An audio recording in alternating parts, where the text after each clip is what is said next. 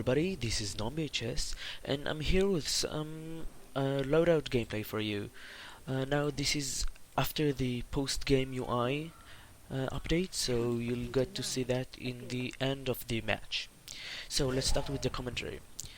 Today I'm going to talk about underrated or undiscovered games, which is games I think, at least, are worth more attention than they get.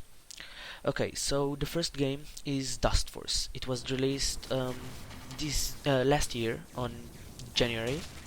It's an action indie platformer game. It was developed by Hitbox game, the Hitbox team, which I think it's their only game, and they're working on another one now. Okay, so Dustforce is about cleaning, basically. So what you need to do, as a platformer, you just jump around on the level and punch guys. Now the enemies are split to, I think, 4 or 3 different categories. Dust, which is dust, leaves, and just garbage. Each each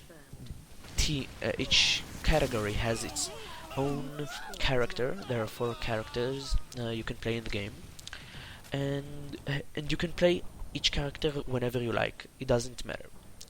So, as a platformer, you need to parkour your way. I don't really know how to say it, but you need to parkour your way out to the end of a level, and they've done a really good job about it, because you can wall jump, of course, you have to slide and do stuff like that, and there are speedruns which are horribly hard. They're good, but I suck at it. But it's a fantastic game. Um, uh, so yeah, that's the first game. The second game is Bloody Good Time. It was released on October 2010. It's an action game, and it was published by Ubisoft and developed by Outerlight Ltd. So the story of the game is Director X, a known horror films director, needs people for his new horror movie. Well, because he wants to do something original and not the usual stab, stabby, kill everybody. He's going to hire some new actors which never played in an action movie before. Um, Now all the characters are typical horror movie characters. For example, the goth or the clown, but also none of them is really scary or horrific or something. They're all cartoonish and pretty cute, you know. So, because he have no storyline, he just decided he's going to let everybody kill each other and make a film out of it. Now, since it's illegal, he has to put cameras and bodyguards around. So it makes it harder to kill. Now it's a multiplayer-based game, but it also has um, a against bots mode, um, which is basically just playing against bots. But the bots are pretty dumb, even in the hardest level. You can win with a pretty significant amount of points over the bots. Now, since the game is not so popular, you can't find many servers. I think there was one free weekend of this game on Steam, and then you could have played lots with lots of people in the server. I think there's up to 16 or something like that, and it was really fun. But now it's undiscovered, you can say, and nobody plays it really. There are a few mods in the game. There are, of course, deathmatch. There is infected, which is basically three characters, I think, have a disease, and they need to pass it around and be with the disease as least the least amount of time to win, or something like that. And there are 4 or 5 rounds to this mode.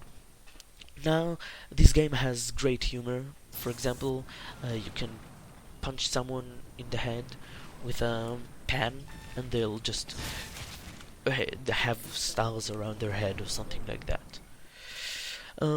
Yeah, it's great humor. I really like the gameplay, but it's really undiscovered.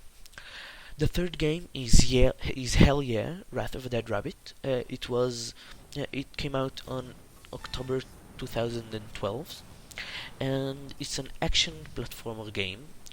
It was developed by Arcade, and I don't think it was published by anyone. So basically, the storyline of the game is that the Prince of Hell is a dead rabbit, and you're playing him. So he was in the bathroom. He was taking a bath, and some paparazzi took a picture of him with his rubber duck. So and they posted it on the Heltronet, which is basically the internet. And 100 monsters saw it before the prince shut it down. Now he doesn't want anyone to know about it, so he's going to go on a rampage and kill all the 100 monsters that saw him. Now this game has the best, I think, after MAGICKA, this game is the funniest game I've played. For example, um, here's some example from the description of the game on Steam. Finish him moves that will make your mama cry. So even from the description you can see that the game has a great humor. So it's tons of fun, and I really like it. It really has 100 monsters in it, and also mini monsters. Now every big monster has its own special finish him moves, a move as you can probably tell, and each is unique. Now you need the finish him are like really mini games. For example, you need to press space a couple of times in the right order, or a couple of buttons in the right order, or something like that. Now this is one of the funniest games I've ever played, and I really think it deserves way more recognition. The next game is Ravaged. It also came out on October 2012, and it's an action indie FPS game. It was published and developed by Two Dawn, which is a small indie company which Ravaged, I think, it is their only game. Now this game is a vehicular game. It has huge maps, and it's post-apocalyptic, and it is really team-based. Now I think it has only three game modes or something like that, and all of them are team based. There is no free for all in there. Now it's also skill based, which means you can't be lucky and get kills. You can throw a random grenade or something and get a 4 kill streak or something like that. You really need to be skilled at this game. Now I'm not the best player, but I consider myself pretty good at it, which is one of the few FPS games I'm really good at. And I think even if you're not the best or not the most skilled player, you'll still enjoy this game. It's hard, but it's worth it. It's really satisfying to know that you killed someone in any game mode in this game. Now, since it's an indie or arcade game, it's still being continuously supported. Now, I think every Friday or something like that, the developers are doing a tournament everybody can enter and win. I think keys for Ravaged or something like that. I think every week it's different or something like that, and it's really fun. There's not much lag, as in big games that aren't being supported, and yeah. So I think it's really good. Now the next game, and I think the game I like the most from this list is MAGICKA. Now MAGICKA is an action RPG game, and well, it's not really an RPG game, but I'll get to that later. It was published by Paradox Interactive um, and developed by Arrowhead Studios.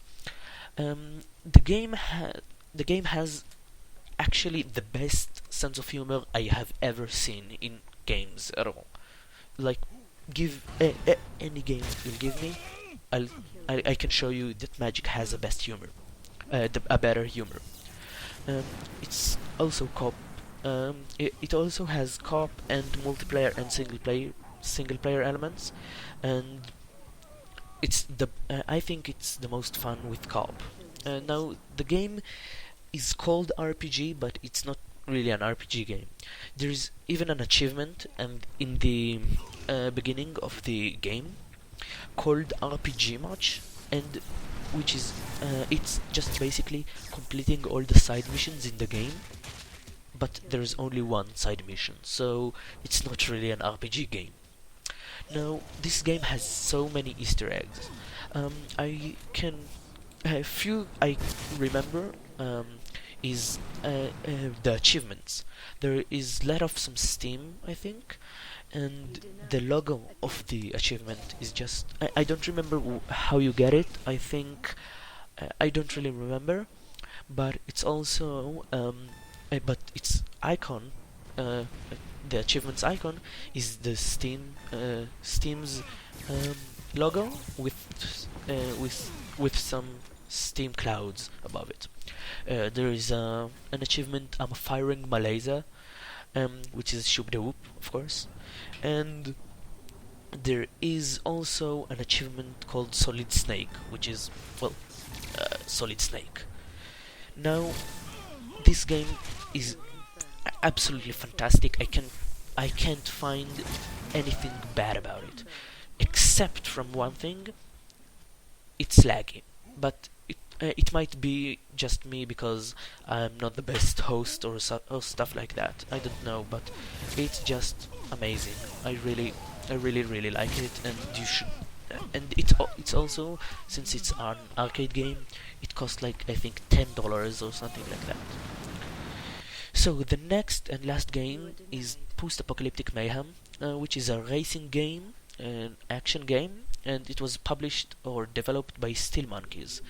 Now this game is, since it's a racing game and it's not open worlded, you can't spend too much time on this game, but the time you do spend, it's really fun.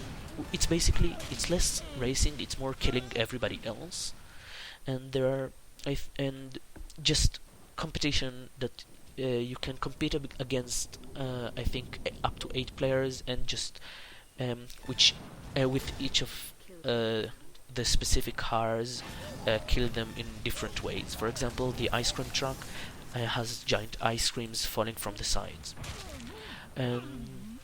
Also, um, there are 4, I think, weapons to each vehicle, and you need to customize yourself not customize, to adapt yourself the best way you can. It also has a greater environment and graphics. It looks post-apocalyptic, and it has big jumps and stuff like that, and it's really fun. So, that's the end of this commentary. I hope you enjoyed. If you did, please press the like button. And yeah, I'll catch you next time. Bye. Kill confirmed. 2 captures remain. You have achieved victory.